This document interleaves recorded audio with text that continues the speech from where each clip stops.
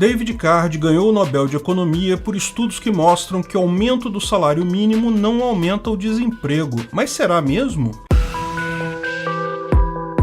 Esse é o Visão Libertária, sua fonte de informações descentralizadas e distribuídas. O Prêmio Nobel de Economia, dado em 2021, premiou 3 economistas por pesquisas feitas na década de 1990. David Card, Joshua Angrist e Guido Imbens foram os premiados. Card ficou com 50% do prêmio, Angrist e Imbens cada um com 25%. Embora as pesquisas sejam independentes, os 3 premiados representam a coroação da experimentação econômica social moderna. O uso de dados econômicos experimentais como forma de validar intervenções estatais na sociedade. Angrist e Imbens lançaram as bases para ressuscitar a credibilidade das pesquisas econômicas aplicadas, em vários estudos ao longo dos anos, particularmente em 2 papers de 1991, Identification and Estimation of Local Average Treatment Effects, que poderia ser traduzido como Identificação e Estimativa de Médias Locais de Efeitos de Tratamentos, e Sources of Identifying Information in Evaluation Models, ou fontes de informação e identificação em modelos de avaliação, mas também em vários outros papers depois desses. Esses trabalhos buscam oferecer uma alternativa para experimentos sociais que seriam estatisticamente válidas.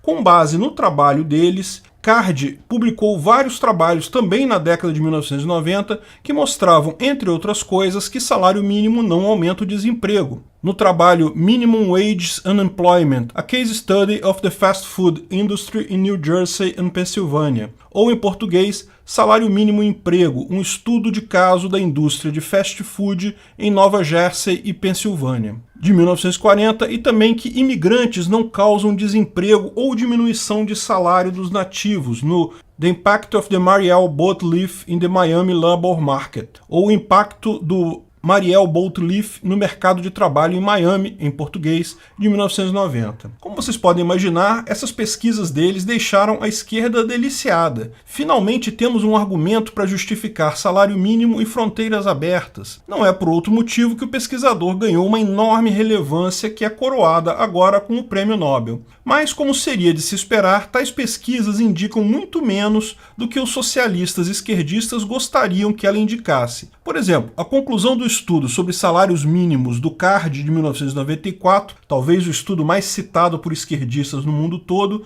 na verdade diz que o aumento de salários mínimos não necessariamente causa desemprego. Ou seja, ele não chega à conclusão de que qualquer aumento de salário mínimo não irá causar desemprego, apenas que existe um caso que não causou. Aumento de salário mínimo pode sim causar desemprego. Além disso, conforme ele mesmo aponta na conclusão, ocorreu aumento do custo do produto. O que aconteceu é que o aumento do salário mínimo foi repassado ao consumidor final. Visto assim, o argumento fica bem menos impactante, não é mesmo? Mas fica pior quando você entende a premissa de onde essa afirmação minimamente favorável ao salário mínimo foi tirada. Para entender o trabalho do Card, precisamos entender primeiro o trabalho da dupla Angrist e Imbens. Como já explicamos em várias situações, não existe maneira de aplicar diretamente o método científico na economia, na verdade em nenhuma ciência social. O método científico pressupõe experimentos reproduzíveis randomizados. Quando você vai testar um remédio, por exemplo, você dá para metade do grupo de teste um placebo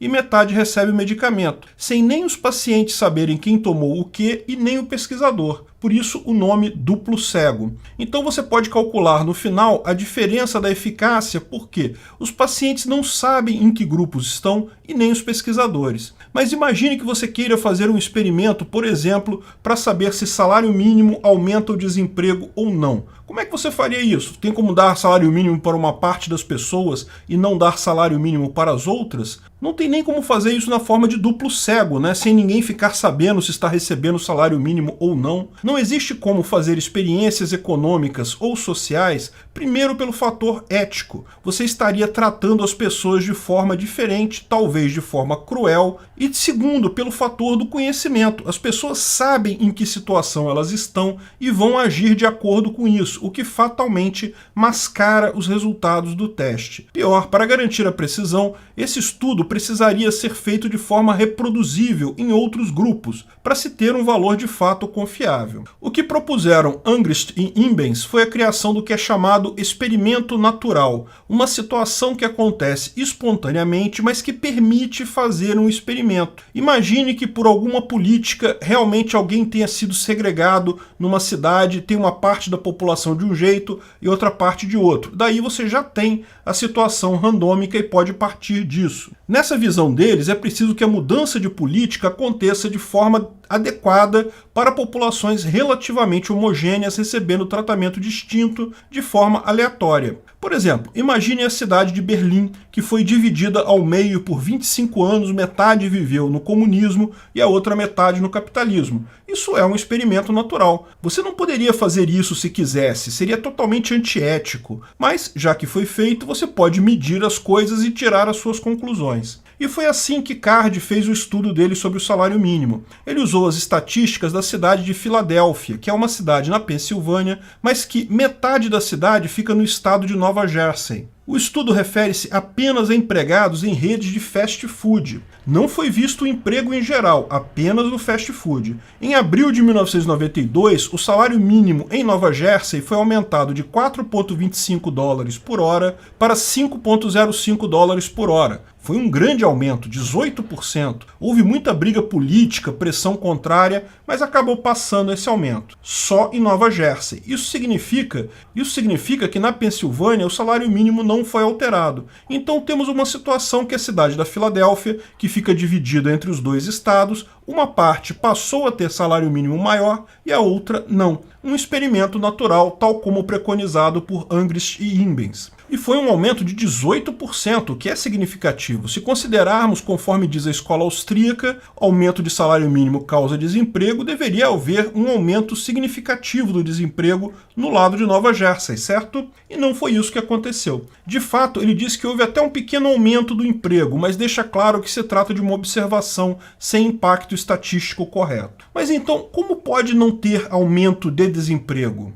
Ele afirma que nenhum dos modelos existentes na conclusão explica o acontecido. Então, ele não sabe a solução de fato. Apenas mostra que os preços do fast food aumentaram em Nova Jersey. O custo foi repassado para o consumidor final. Por isso, ele deixa claro que o estudo dele mostra que não necessariamente aumenta o desemprego. Dá para perceber que se o aumento fosse grande, mesmo que as lojas topassem repassar para o consumidor, haveria uma diminuição no consumo e fatalmente levaria à perda de emprego. Mas o problema desse tipo de estudo é que existem inúmeros outros fatores que podem ter influenciado no caso. O modelo de Angrist e Imbens presume que você consegue identificar todos esses fatores, mas o fato é que talvez você não seja capaz de fazer isso. Podem haver fatores que você não se atentou a eles. O experimento é de uma única cidade, num local em que o nível de riqueza médio da população é relativamente alto, de forma que o aumento do preço do fast food não implicou numa diminuição significativa na venda deste produto. O estudo, no final das contas, é honesto. Ele diz que nem sempre causa desemprego, porque, como ele mostra, um caso não causou. São os esquerdistas loucos por argumentos que tem por aí que tendem a extrapolar isso para dizer que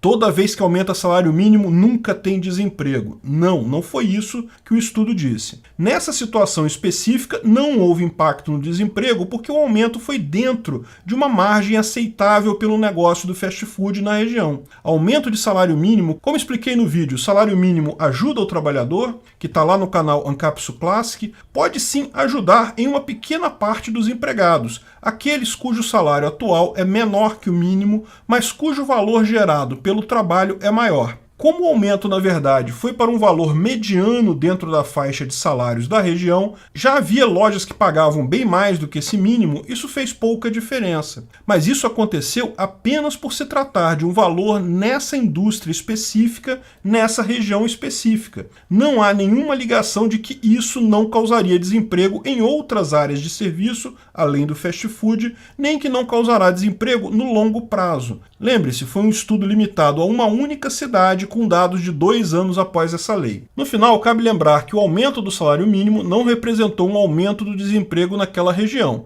o que não significa que não há desemprego causado pela mera existência do salário mínimo ali. A questão é que, nessa indústria específica, neste local específico, os valores foram relativamente pequenos para serem absorvidos, e de qualquer forma o salário mínimo causou desequilíbrio da mesma forma, com o aumento do produto final. Isso pode limitar o crescimento do setor em algum momento no futuro. Certamente introduziu ineficácia no sistema. Quantas novas lojas de fast food foram inviabilizadas por isso? Quantos novos empregos deixaram de ser criados? As teorias dele, no final, têm o peso que têm pelo motivo esperado. Elas apresentam uma saída para a esquerda, para estatistas em geral, tentarem impor seus pontos de vista. Infelizmente, mesmo a proposta de experimento natural concebida por Angrist e Imbens é falha, posto que não é reproduzível e não descarta interferências externas de outros fatores. No final, o valor disso está justamente na sua utilidade para justificar políticas estatais. Sempre haverá muito mercado para esse tipo de estudo, infelizmente. Obrigado pela audiência.